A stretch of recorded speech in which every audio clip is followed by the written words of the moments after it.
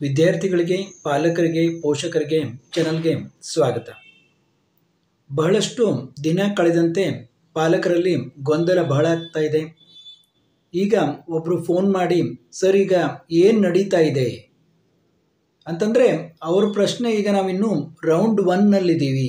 Mark round result ಬಂತು, round 1 result ಬಂತು, ಇನ್ನೂ ಸೆಕೆಂಡ್ ರೌಂಡ್ ಮತ್ತು ಎಕ್ಸ್ಟೆಂಡೆಡ್ ರೌಂಡ್ ಇನ್ನೂ ಆಗಿಲ್ಲ. ದಿನಗಳಂತೆ ಅವರಿಗೆ ತುಂಬ ಕನ್ಫ್ಯೂಷನ್ ಜಾಸ್ತಿ ಆಗ್ತಾ ಇದೆ. ಮುಂದಿನ ರೌಂಡ್ಗಳಲ್ಲಿ ನಮಗೆ ಸೀಟು ಸಿಗುತ್ತೋ ಇಲ್ವೋ ಅಂತ. ನೋಡಿ ಸರ್, ನನ್ನ ಮಗಳದು ಇಷ್ಟು ರ್ಯಾಂಕ್ ಇದೆ, ನನ್ನ ಮಗಂದು ಇಷ್ಟು ರ್ಯಾಂಕ್ ಇದೆ, ನಮಗೆ KCET ಮೂಲಕ ಸೀಟ್ ಸಿಗುತ್ತಾ ಅಂತ. ನೋಡಿ, ನಿಮ್ಮ ರ್ಯಾಂಕ್ಗಿಂತ ನೀವು ಯಾವ ರೀತಿ ಆಪ್ಷನ್ ಎಂಟ್ರಿ ಮಾಡಿದ್ದೀರಾ, ನಿಮ್ಮ ಆಪ್ಷನ್ ಎಂಟ್ರಿ ಲಿಸ್ಟ್ನಲ್ಲಿ ಯಾವ ಕಾಲೇಜುಗಳಿವೆ, ಯಾವ ಕೋರ್ಸನ್ನು ನೀವು ಆಯ್ಕೆ ಮಾಡ್ಕೊಂಡಿದ್ದೀರಾ, ಯಾವ ಕೋರ್ಸಿಗೆ ಯಾವ ಕಾಲೇಜುಗಳಿಗೆ ನೀವು ಒಂದು ಆಪ್ಷನ್ ಎಂಟ್ರಿ ಲಿಸ್ಟ್ನಲ್ಲಿ ಹಾಕ್ಕೊಂಡಿದ್ದೀರಾ ಅನ್ನೋದು ತುಂಬ ಮುಖ್ಯ ಆಗ್ತದೆ. ನಿಮ್ಮ ರ್ಯಾಂಕ್ ಎಷ್ಟೇ ಇರ್ಬೋದು. ಈಗ ಎಷ್ಟೋ ವಿದ್ಯಾರ್ಥಿಗಳಿಗೆ ಒಂದು 60,000 ರ್ಯಾಂಕ್, 70,000 ರ್ಯಾಂಕ್ ಇದ್ದವರು ಕೂಡ, ಸರ್ ನನಗೆ ಕಾಲೇಜು ಅಲಾಟ್ ಆಗಿಲ್ಲ ಅಂತ ಹೇಳ್ತಾ ಇದ್ದಾರೆ.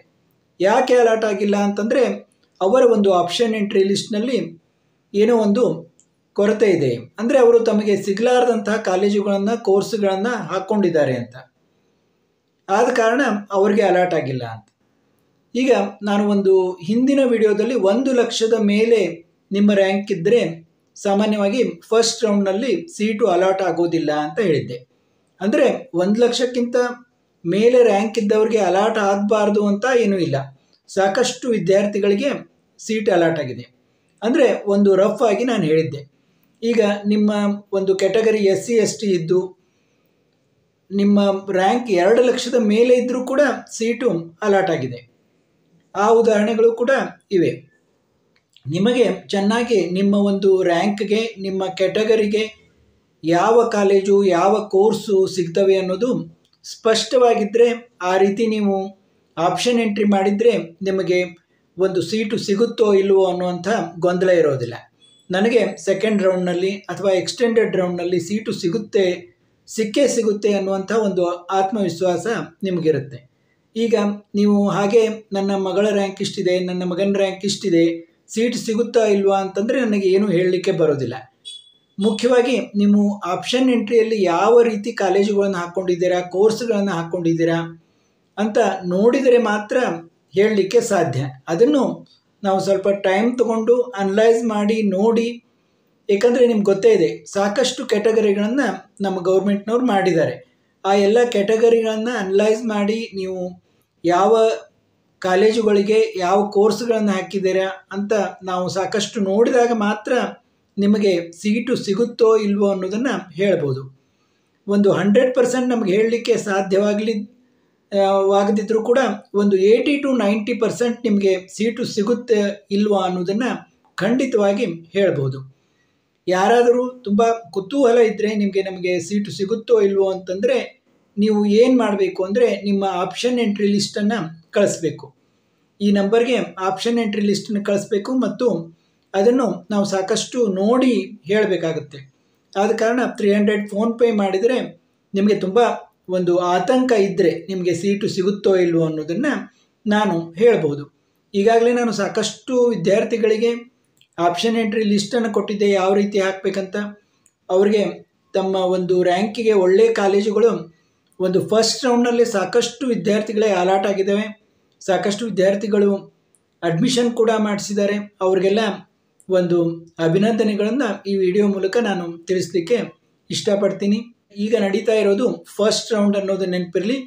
ಈಗ ಮುಂದಿನ ಸೆಕೆಂಡ್ ರೌಂಡ್ ಮತ್ತು ಇನ್ನೂ ಎಕ್ಸ್ಟೆಂಡೆಡ್ ರೌಂಡ್ ಇದೆ. ಸಾಕಷ್ಟು ನಿಮಗೆ ಸೀಟು ಸಿಗುವಂತಹ ಚಾನ್ಸು ತುಂಬಾ ಇದೆ. ಏಕೆಂದರೆ ಈಗಾಗಲೇ ನಾನು ಹಿಂದಿನ ವಿಡಿಯೋಗಳಲ್ಲಿ ಹೇಳಿದ್ದೀನಿ, ಇನ್ನೂ ಒಂದು NIT IIT ಹೋಗೋದು ಮತ್ತು ಈ ಮೆಡಿಕಲ್ ಕೋರ್ಸ್ಗಳಿಗೆ BDS ಆಯಿತು, MBBS ಆಯಿತು, BAMS ಅಂತೂ ಇನ್ನೂ ಇದಾಗಿಲ್ಲ, BHMS ಮತ್ತು ನರ್ಸಿಂಗ್ ಕೋರ್ಸು, ಹಿಂಗೆ ವಿವಿಧ ಕೋರ್ಸ್ಗಳಿಗೆ ಹೋಗೋರು ಇರ್ತಾರೆ. ಮತ್ತು ಅಗ್ರಿಕಲ್ಚರ್ ಆಯಿತು, ವೆಟ್ರಿನರಿ ಆಯಿತು, ಅವರೆಲ್ಲ ಹೋದಂತೆ ಸಾಕಷ್ಟು ಸೀಟುಗಳು ವೇಕೆಂಟ್ ಆಗ್ತವೆ. ನಿಮಗೆ ಸೀಟು ಸಿಗುವ ಸಾಧ್ಯತೆ ತುಂಬ ಹೆಚ್ಚಾಗಿರ್ತದೆ. ಆದರೆ ಒಂದು ಮುಖ್ಯವಾಗಿ ನೀವು ಏನು ಗಮನಿಸಬೇಕಂದ್ರೆ ನಿಮ್ಮ ಆಪ್ಷನ್ ಎಂಟ್ರಿ ಲಿಸ್ಟನ್ನು ಅದು ಅವಲಂಬಿಸಿರುತ್ತೆ. ಯಾಕಂದರೆ ಈಗಂತೂ ಸದ್ಯದ ಪರಿಸ್ಥಿತಿಯಲ್ಲಿ ನಿಮಗೆ ಯಾವುದೇ ಕಾಲೇಜನ್ನು ಆ್ಯಡ್ ಮಾಡಲಿಕ್ಕೆ ಕೊಡೋದಿಲ್ಲ. ಆದ ಕಾರಣ ನೀವು ಏನು ಆಪ್ಷನ್ ಎಂಟ್ರಿ ಹಾಕಿದ್ದೀರಾ, ನಿಮ್ಮ ಆಪ್ಷನ್ ಎಂಟ್ರಿಯಲ್ಲಿ ನಿಮ್ಮ ರ್ಯಾಂಕಿಗೆ ತಕ್ಕ ಹಾಗೆ ಕಾಲೇಜು ಮತ್ತು ಕೋರ್ಸುಗಳಿದ್ದರೆ ಮಾತ್ರ ಖಂಡಿತವಾಗಿ ನಿಮಗೆ ಸೀಟು ಅಲಾಟ್ ಆಗ್ತದೆ. ಇಷ್ಟು ಮಾತ್ರ ನಾನು ಹೇಳಬಲ್ಲೆ. ನೀವು ನಿಮ್ಮ ಒಂದು ರ್ಯಾಂಕನ್ನು ಬಿಟ್ಟು ಬೇರೆ ಥರ ಕಾಲೇಜುಗಳನ್ನು ಹಾಕ್ಕೊಂಡಿದ್ರೆ ನಿಮಗೆ ಸೀಟು ಸಿಗೋದು ತುಂಬ ಕಷ್ಟ, ಕೆಲವೊಮ್ಮೆ ಸಿಗೋದೇ ಇಲ್ಲ. ಅದನ್ನು ನಿಮ್ಮ ಆಪ್ಷನ್ ಎಂಟ್ರಿ ಲಿಸ್ಟನ್ನು ನೋಡಿದರೆ ಗೊತ್ತಾಗ್ತದೆ. ನಿಮ್ಮ ರ್ಯಾಂಕಿಗೆ ಮತ್ತು ನೀವು ಹಾಕಿರುವಂಥ ಕಾಲೇಜಿಗೆ ಅದು ಅಲ್ಲಿ ಒಂದು ಮ್ಯಾಚ್ ಆಗಬೇಕು. ಅಟ್ಲೀಸ್ಟ್ ನಿಮಗೆ ಸೆಕೆಂಡ್ ಎಕ್ಸ್ಟೆಂಡೆಡ್ ರೌಂಡ್ನಲ್ಲಾದರೂ ಸಿಗುವಂಥ ಕಾಲೇಜುಗಳನ್ನು ನೀವು ಹಾಕಿದರೆ ನಿಮಗೆ ಖಂಡಿತವಾಗಿ ಸೀಟು ಸಿಗುತ್ತೆ. ಅದನ್ನು ನೋಡಿ ನೀವು ಇದನ್ನು ತಿಳಿದುಕೊಂಡು ನೀವು ಮ್ಯಾನೇಜ್ಮೆಂಟ್ ಹೋಗಬೇಕು ಅಥವಾ ಬೇರೆ ಕೋರ್ಸ್ ಹೋಗಬೇಕು ಅನ್ನೋದನ್ನು ಕೂಡ ನೀವು ನಿರ್ಧಾರ ಮಾಡ್ಬೋದು. ಅಥವಾ ನಿಮಗೆ ಈಗಾಗಲೇ COMEDK KCETಯಲ್ಲಿ ರ್ಯಾಂಕ್ ತುಂಬ ದೂರ ಇದ್ದು ನಿಮಗೆ ನಿಮ್ಮ ಆಪ್ಷನ್ ಎಂಟ್ರಿ ಲಿಸ್ಟ್ ಪ್ರಕಾರ ನಿಮಗೆ ಕಾಲೇಜು ಸಿಗೋದಿಲ್ಲ, ನಿಮಗೆ ಸೀಟು ಸಿಗೋದಿಲ್ಲ ಅಂತಂದರೆ ನೀವು COMEDKಯಲ್ಲಿ ಏನಾದರೂ ನಿಮಗೆ ಸೀಟ್ ಅಲಾಟ್ ಆಗೋ ಚಾನ್ಸ್ ಇದ್ದರೆ ಮತ್ತು ಈಗಾಗಲೇ ಅಲಾಟ್ ಆಗಿದ್ದರೆ ನೀವು ಅದನ್ನು ನಿರ್ಧಾರ ಮಾಡಿಕೊಂಡು COMEDK ಮೂಲಕ ಕೂಡ ಹೋಗ್ಬೋದು. COMEDK ಮೂಲಕ ಯಾವ ರೀತಿ ಹೋಗಬೇಕು ಅನ್ನೋದನ್ನು ಕೂಡ ನಾನು ವಿಡಿಯೋದಲ್ಲಿ ಹೇಳಿದ್ದೀನಿ. ಒಂದು ಕಾಲೇಜಿನ ಕ್ವಾಲಿಟಿ ಚೆನ್ನಾಗಿದ್ದು ಏನು ಆ ಒಂದು ಮ್ಯಾನೇಜ್ಮೆಂಟ್ ಸೀಟು ಅಲ್ಲಿ COMEDKಕ್ಕಿಂತ ಕಾಸ್ಟ್ಲಿ ಇರಬೇಕು, ಅಂದರೆ ಮಾತ್ರ ನೀವು COMEDK ಮೂಲಕ ಅಲ್ಲಿ ಹೋಗಬೇಕು. ಕೆಲವೊಮ್ಮೆ ಏನಾಗ್ತದೆ ಅಂದರೆ ನಿಮ್ಮ COMEDK ಮೂಲಕ ನೀವು ಏನು ಫೀಸ್ ಕೊಡ್ತಿರಲ್ಲ ಆ ಒಂದು ಫೀಸೇ ಆ ಕಾಲೇಜಿನ ಕ್ವಾಲಿಟಿಯಲ್ಲಿ ಮ್ಯಾನೇಜ್ಮೆಂಟ್ ಸೀಟ್ಗಿಂತನೂ ಜಾಸ್ತಿ ಒಂದು COMEDK ಫೀಸೇ ಆಗ್ಬೋದು. ಅದನ್ನು ನೀವು ತಿಳಿದುಕೊಂಡು ಅದು ಒಂದು ಸ್ಟ್ಯಾಂಡರ್ಡ್ ಕಾಲೇಜು, COMEDK ಮೂಲಕ ಹೋದರೂ ಕೂಡ ಒಂದು ವರ್ತ್ ಇದೆ, ನಾನು ಹೋಗ್ಬೋದು ಅಂದರೆ ಕೂಡ ಮಾತ್ರ ನೀವು ಹೋಗಿ. ಇಷ್ಟನ್ನು ಈ ವಿಡಿಯೋದಲ್ಲಿ ತಿಳಿಸಿದ್ದೇನೆ. ಮತ್ತೆ ಮುಂದಿನ ವಿಡಿಯೋದಲ್ಲಿ ಭೇಟಿಯಾಗೋಣ.